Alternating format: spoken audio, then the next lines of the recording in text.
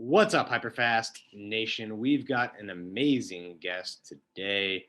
He is in the technology sales industry, has successfully started and exited multiple tech companies, and now he is the CEO and founder of Uvaro, which is one of the fastest growing sales tech boot camps in North America. And we had an amazing discussion about sales technology, how it will impact the real estate industry, how it already has. So buckle up, you're in for a wild ride.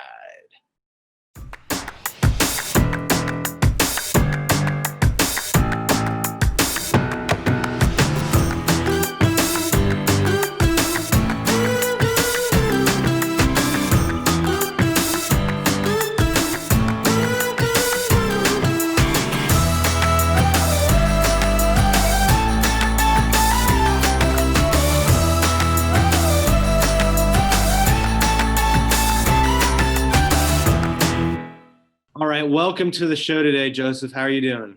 Doing well, Dan. Thanks for having me here. Yeah, and you are joining us from up north, right? Across the border in Toronto. Do I have that correct? That's right. It is definitely turning into winter here. Well, that's hopefully you look comfy in your t-shirt there. So hopefully you must have the heat turned up nice and toasty. Oh, keeping it nice and warm inside. Good. Well, thanks for joining. I know you've got an amazing story and serial entrepreneur and had several successful companies. I think you've got a lot of great insights that you can talk to the Hyperfast audience today about and how to, what they're good at. I think because you've definitely had crossover and had people from real estate come into your sales world, but then you've got tools that have helped realtors and people in real estate, or potentially could anyway, become more successful. Before we jump into that, though, why don't you give people your short background? Let them know who you are and how you got to where you are today. Sure. Joseph Fung, co-founder, CEO at Uvaro. I've run 5 tech companies, so all kind of business-to-business software sales. I'm deep tech. My background's computer engineering. Sold a couple of companies, had some pretty good success. Building great sales teams has always been a challenge. It's always a tough spot. And in our most recent company, we actually pivoted to take our sales training and turn that into the core of the business. So our company actually takes some really effective sales training, some really effective tools, and helps people transition from other industries into tech. So we get a lot of people who've been selling advertising, hospitality, travel, launch their careers in tech, and we introduce them to fantastic tech companies. And part of what I think is going to be really relevant to your audience is that we've had a lot of people who do make that transition from kind of real estate and finance into tech. And it's really interesting because sometimes they don't recognize what they're already so strong at. When they translate into tech, it's great. But I think there's a lot of opportunities to leverage the tools, the lessons that have worked well for tech in selling remotely and apply them to their real estate business right now. And so you had a successful sales company and then basically took that training program and realized, hey, what worked here, what trained the people in this company, this can help other people sell. That's it, exactly. So we had software that helped sales teams perform, and the people who were installing and running our software were all sales trainers. They'd go into a company, train the team, leave our software behind. And what we recognized was that works out well if you're a company that can afford a great professional sales trainer, but it doesn't work if you're a one-off, you're a solopreneur, you're responsible for your own business. And so we worked with those resellers to repackage the training, package our software, and launch a program that anyone can enroll in. And so now we have students all across North America using our training and our software to build their careers. What do you think were the key aspects of that training program that have led people in other industries, other companies to have success? The really big things, I think, are the focus on tech. I mean, we're not the first sales trainers out there. I mean, there's Gap Selling, Grant Cardone, there's fantastic trainers out there, and they've all got Really great techniques, really good habit. And in all honesty, the real estate profession is full of amazing salespeople. But selling software, selling technology comes with a few assumptions. There's a lot of barriers and bias in the space. I mean, the language that we use, the tools that we use, we're selling on Zoom, we're selling using video, we use language like MRR and churn and ARR and what's the ACV. And often getting into tech is really just about knowing the words and knowing the process. And so our program is really tech focused. We use a lot of technology. We talk about how tech companies work. And because we were a tech company, we have this amazing network to introduce people to. So, and we believe in it so strongly, we actually don't charge people until they graduate and land a job. So the fee model is also very accessible. That's, I think, been the big lever for us. And what do you think are the key components or things that have worked well for you, for tech companies, that are also important and work really, really well in the real estate industry? Oh my goodness, there's so many. It's hard to know exactly where to start. The number one thing that really sticks out, though, when I think about the agents who have come into our program, done really well, crushed it at tech companies, is the ability to tell a story. I mean, straight up, software salespeople generally are pretty bad at storytelling. You know, they start off by saying, hey, here's my software. Here's this button. Here's this list. Here's this menu. It's like this parade of features. You know, if you've ever been on one of those really bad tours where they're like, if you look out the left side of the bus, and often software sales feels like that. What you want to be able to do is to tell a really good story. Hey, one of our clients who we worked with had this problem. We solved it this way. And we see time and time again, real estate professionals are really good at that. Like, yeah, you've just had your kid, you're looking for a house. I just worked with another family who was just solving that. And here's how we found a good neighborhood. And that storytelling, that's a huge strength that is often overlooked. So that's the first one that jumps out. There's a ton beyond that, but that's the kind of thing that we see all the time. Do you think the storytelling is, you know, the main area that people need improvement in, or what about also just the ability to ask the right questions, find out what that prospect needs, and then be able to tell them maybe through the story, you know, how you can solve their problem? Great discovery questions are absolutely a strength. I think if I looked at sales professionals in the tech space, it's one of the top areas that trainers, sales leaders will say, hey, my team needs to improve at.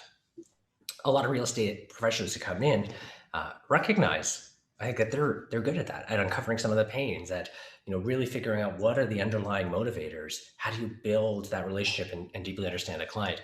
I think there's a pretty good self-awareness about that. And that's more the reason why I didn't bring it up. I think the part that's maybe a little disappointing is we see a lot of real estate professionals who are already really strong at so many areas. The storytelling, yes, discovery questions, but also objection handling, putting in discretionary effort and running a system.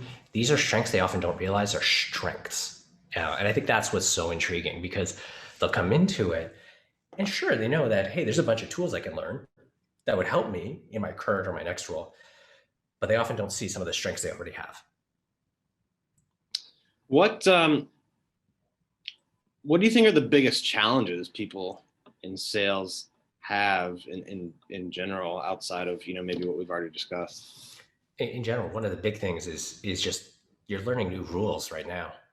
Everybody is. I mean, whether you're working from home, your customers are working from home, you're buying remotely, all of these things, it's a new equation for a lot of people, and that's across all industries. I mean, we have grads who are selling in solar, selling in energy, and in all of them, they're learning how to use LinkedIn for social prospecting, they're learning how to use Zoom, they're learning how to use Vidyard. So just that idea of adapting to the new process, I think that's one really, really big challenge. It's a huge opportunity too, though, because suddenly your market is way larger, and that's really exciting. The second thing I'd point to is there is a ton of technology that is used in some industries, but isn't used in others. And I think we're in the middle of a really big realignment. So as a good example, we're right now in the process of moving. You can't even see it. But this is a green screen with a picture of my office, because right now my office is all torn down. They've just painted it. We're listing it next week. Our agent is an amazing professional. We're using electronic signing, but as he nurtures his clients, he's not using like things like Vidyard and Loom for video selling, not using cadences for nurturing that relationship, not as much focus on not just SEO, but how you could use schema markup to improve your search.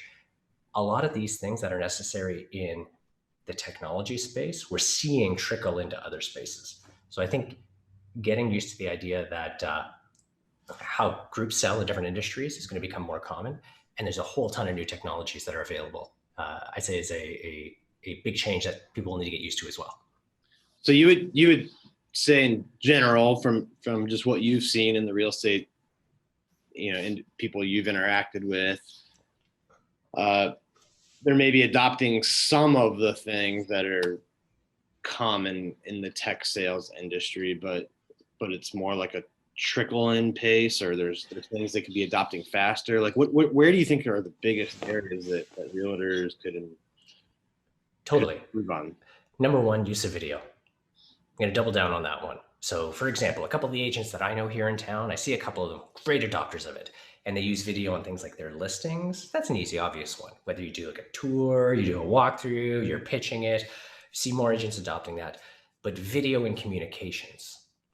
So for example, when I'm selling software, if I'm sending an email to a client, every second, every third email actually has a video embedded in it. I'm using tools like Vidyard, tools like Loom to better express what I'm trying to say. I can be using props. I could be showing pictures. It's a very physical environment. I know a couple of agents who do that really well. They'll talk to a client about a listing, and maybe they're on site and they're showing, or they're just engaging with them. And it's actually faster than recording an email, but you've got a much tighter rapport. So that's a big one. So they're actually making a new email or a new video for each time. It's not just like a stock series they send out or something. Exactly. Hey, Joseph, I'm in this house, and I mean the view is really great. I know this, you might not like this part as much, but this is different than other things we've seen, or whatever. Exactly. So things like, hey, Joseph, here's a good example of one that I had. This is an agent that I'd worked with previously, great professional. We used it on our commercial work. So we were looking for office space. And he was at an office, fantastic mural on the wall. He knows I like art.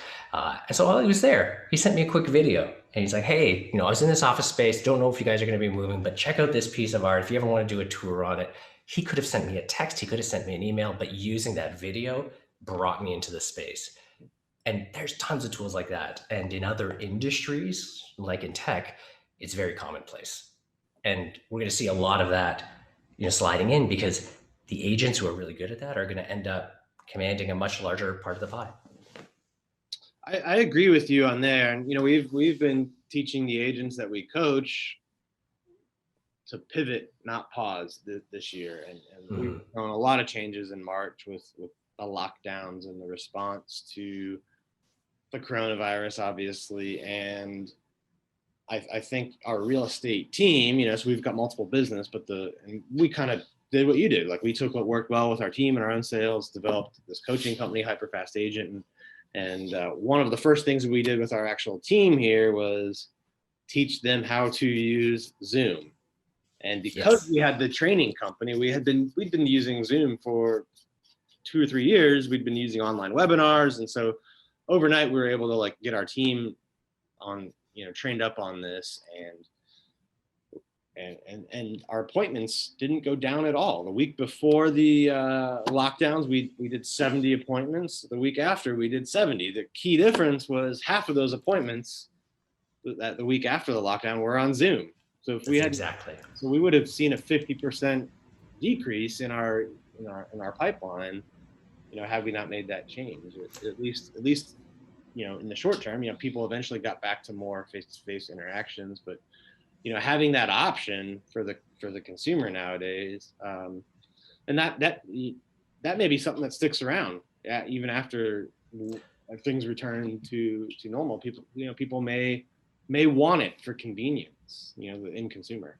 100%, it's going to happen. We've got an accepted offer on the house we're going to move into. So knock on wood, it doesn't fall apart. The first house that we toured, the very first one, I had back-to-back meetings. So the agent did a video tour with me. Did it, shared video, walked me around, saved me the time of going across town to check it out.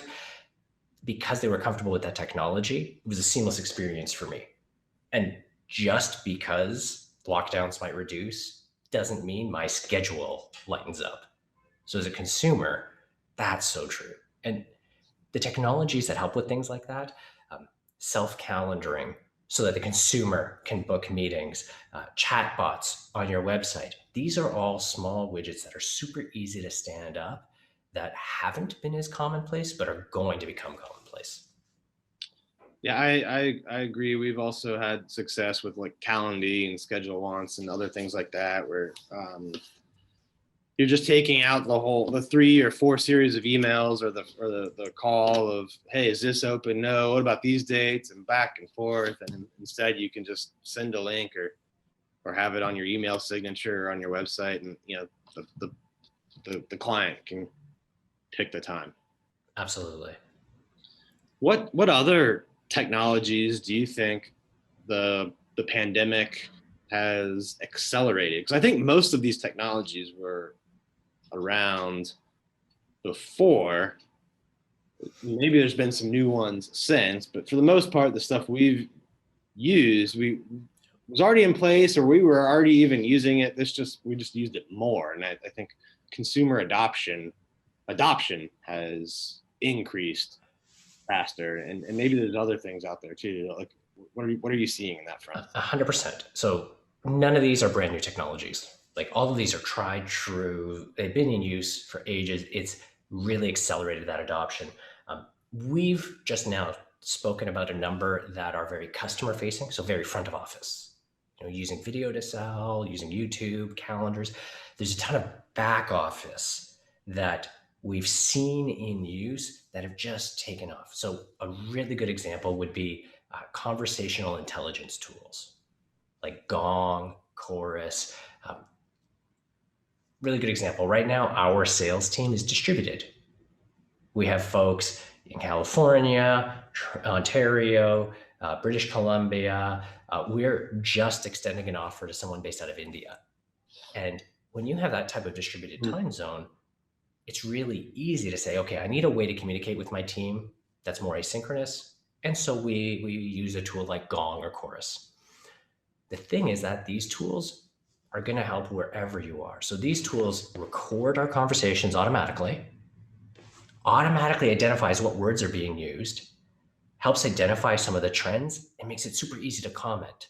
So now when my team has a sales call, a demo, a follow-up, that doesn't go as well as what they hoped, or maybe there's a question that they didn't really know the answer to, or an objection they didn't handle well, they can tag me on that video, on that audio. I can listen in, I can chime in, I can add comments. So I can coach them even if I wasn't there beside them, even if I wasn't there in real time. I could do it on the weekend, in the evening, in my own time. I can let that audio play twice as fast so I can get to that area. And these are back office improvements so that my team can improve. It's not customer facing. And we'll see more tools like that in every industry. What tools do you think are not out there yet that should be? I mean, this is a little bit of kind of crystal ball or prediction, but are there things out there that people aren't using yet that they should, or that are almost being created, but Totally. This is going to sound really silly, but things like TikTok for business. So if we think about everything I talked about, like video, all these items, everything that's been designed is very much from the consumption side. How do I make it easy to consume video? In many ways, it's still a giant pain in the, to actually create content. So, the agent who's around the house, taking recordings, sitting out, going through some listings, it's still not seamless to do. If I'm at my computer, I can use tools like Vidyard to do that. But if I'm out in the field, it's not quite as easy. So quick authoring and editing interfaces like TikTok, so I can get a clip, add this, add a sticker, add a comment. That type of creation is going to be increasingly attractive. And if somebody does know a really effective kind of TikTok for business style interface, let me know, because I'd love to be using that better. But I think we're going to see more tools for creators transition more into that business to business and that professional selling environment. Yeah, TikTok's an interesting one for me. I am on it and make videos and use it. Most of the people I know that are on that app, most of the people just around my office and friends I know, they're on there as consumers. They find it very, very entertaining and funny, but they're not making videos. But the video editor on there and the experience from the production side, I think is even more fascinating than the consumer side. It's just better than the other apps that are out there. It is. It's amazing. And it's not easy to use something like TikTok for that creation and then sending. Like if I was going to send a client a TikTok video, they'd be like, what the hell is this? But as soon as there is an app that gives you that kind of editing or authoring experience and lets you easily send that in a branded way to your client, it's got your logo at the top. Yeah, that's going to, a ton of people are going to use that. And so thinking ahead of that is where I'd suggest agents can really differentiate themselves. Yeah, it's interesting that hasn't been out there yet, or that someone hasn't emulated it or taken it and done that, but maybe that's right around the corner. We just don't know. It's going to happen. Google did just announce their stories for websites, where every website can become an interactive piece of content like that story. So we're going to see more things like that. And I genuinely believe with these new trends, people will be looking out for new ways to buy, to shop, to look. So first mover always has an advantage, but at this type of transition point in a market, first mover has a huge advantage. And so that was a great question. What's coming down the pipeline? Because I think people should be keeping their antennas up, because there'll be some really interesting disruptions in the space. Well, I do find it interesting that, capitalism's always credited with being, leading to innovation. And now what you've seen is Snapchat really came up with the story, and it's been ripped off and duplicated by everybody. And every social media platform now has it. LinkedIn added it earlier this year. Twitter just added it. And TikTok is basically stories. And so everyone's got it now. They all kind of herded in that direction. But Snapchat is not certainly not where they used to be. I'm not going to call them dead, but they're down, I think, a lot in user activity ever since Instagram added the story feature. It's such an interesting space, and it's a really good reminder that the kingmaker can change at any time. Like Facebook might be working for you 1 month, but then maybe you need to drive your business from Google Ads the next month. So it is a very shifting landscape. We've talked a lot about things real estate agents can adopt in the tech field and the tech sales field. What do you think are some things real estate agents do a really good job at that people in the tech industry can learn from, or that, if a realtor decides, hey, I'd rather go sell tech, or real estate's not my thing. What do you think are the assets that he or she would have to bring over? I spoke about customer stories early because it stands out in such stark relief. Like, a story has to be personal. It really does. And folks that have only ever sold technology often lose track of that. They're like talking about conversion rates and process optimization and cost reduction, and that's just not personal. So I want to come back to that one because that one's a big one. Discretionary effort is a huge one. You see a lot of tech companies focus on hiring someone who just came right out of school, and maybe they did competitive sports and they're very extroverted. That background can be good, but it doesn't necessarily mean the person's going to put in the extra time, that they're not going to just treat this as a 9 to 5 clock in. In tech sales, that little bit of discretionary effort makes a world of difference, and agents get that. They've been there. They come in and they step into a tech role, and then they recognize, oh my goodness, I've got a way easier schedule now because I'm not having to do a showing at 9 p.m. after I put the kids down. And so that understanding of discretionary effort is a really big one. The third thing I would point to is actually treating their business like a business. And so many sales professionals don't fully internalize that. And I mean, it is. If you are on any kind of commission-based role, you need to treat your work like a business. You're going to experiment. You're going to choose where you invest. Do you invest in education, in yourself, in your tools, in your systems? So many sales professionals in the tech space don't think about it that way. They just think about it as the company investing in their role. And they're so hesitant to buy that book, do that course, experiment with a piece of technology, and then make a decision. And so what we see is agents who have that experience, that willingness to invest in themselves and their business and to make those business choices. Yeah, I'll advertise here. I'll go to these events. And if it doesn't work, I'm not going to do it next time. Like that discipline is, it sounds like such a silly thing. I know, because to an agent, I'm sure you're thinking, yeah, this is just what we do, but it's actually a profound difference. And it's a huge asset that so many other industries just don't build. Well, I think it's, a lot of sales roles, you have a base salary or some type of combination of a blended hybrid pay model or whatever. In real estate, it's typically 100% commission. So it really truly is, eat what you kill. And so people, I think if they don't get it from a discretionary effort or consistency and business, model and planning point of view, like they just won't be in the business that long.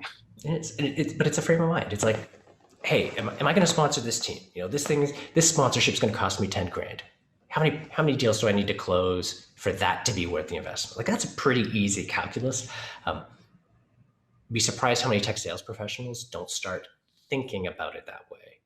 Instead, they think about it as maybe the company should do this sponsorship and that would make my deals move faster. And it's also disconnected that the decisions are slower, the changes are slower, and end up not owning their future as much. Well, it's fascinating. What are you most excited about looking ahead to 2021 and the year ahead? The part I find so exciting is it's both exciting because it's fascinating and exciting because there's a lot of change. And what this pandemic has caused is a lot of companies have realized they don't have to be constrained to a single physical location. So I see this in tech a lot. A lot of tech companies thought their path to growth was 2 or 3 major cities, maybe an office with 100 or 200 people in it. And now they're realizing they're going to have people in 200 cities, but maybe only 2 or 3 people in each city. And that change, that frame of reference means that we're going to have a lot of companies, a lot of individuals who can compete across border for markets. I think we'll see a lot more agents closing deals when people live in another city or live in another country because the technology supports it. And I think we're going to see a lot of people assume that's the case now. So we live about an hour outside of Toronto. We know our agent is going to be marketing our condo to the Toronto buyers. And if we were moving to Toronto, we love what our agent's done. There's a good likelihood we'd say, hey, can you help us with that new location as well? So the idea that geography really doesn't matter, it's been a trend over time, but this last year has been a huge step change. And that's really exciting because that's going to open up a lot of opportunities, a lot of new technologies, and it'll be an interesting new future. And that should have a big impact on the real estate market in certain areas, for sure. I think it's going to have a massive impact. And some of it will be good because it'll open up new opportunities. Some of it's going to be terrifying. Like if people don't need to see you physically, or if there's a way to have somebody else go and do that visit, does that mean an agent from a significantly different state or even a different country could close this deal? I mean, licensing, regulatory bodies, they're all going to have to tackle this. It's going to be a little chaotic. Definitely. Well, before we wrap up, I always like to do a hyper fast round if you're ready for some rapid fire questions and answers. Absolutely. All right. What's your biggest piece of advice to a new person starting off in sales industry? Get comfortable on video. What about an experienced person in the sales industry? What advice would you give them? The same thing. Get comfortable on video. All right. Well, I definitely agree with you on both those points. What's the biggest mistake that you see successful salespeople make? People who have been doing it for a while and have had success. Forgetting how fast change happens. What's a mistake or a challenge you made in business, and how did you overcome it? Oh, that's how to make that an answer. Hiring friends and family was both my biggest mistake. It's also been, I think, our biggest advantage. So it's definitely had to turn that one around. All right. What about when you're not working? What would we find you doing? If I'm not scrambling with the kids, probably making music. I like making electronic music, so that's where I'd be. Awesome. And last one, where do you see yourself in 10 years from now? Not just training 30 sales reps a month, but 300, because it is taking off like crazy. All right. So 10x for you there. That would be fun to see. Well, that's it for the Hyperfast round. And before we wrap up here, if people want to get in touch with you or learn more about what you do or connect with you, what are the best ways for them to do that? So they can always hit our website, Uvaro, Uvaro.com. I'm accessible on LinkedIn. Joseph Fung is the easiest way to get me. I'm always happy to chat with people. You can hit my calendar at Uvaro/Joe. Happy to chat. All right. Well, thank you for being on the show today, Joseph. It was a pleasure. Thank you to all the listeners and viewers out there. We will see you next time. Thank you for tuning in to this episode of the Hyperfast Show. Subscribe to us if you want to make sure you get the latest and greatest Hyperfast shows. And remember, we love reviews. Reviews help us bring better and better guests and improve our shows. So give us the good, the bad, and the ugly. We hope you enjoyed the show, and we will see you next time.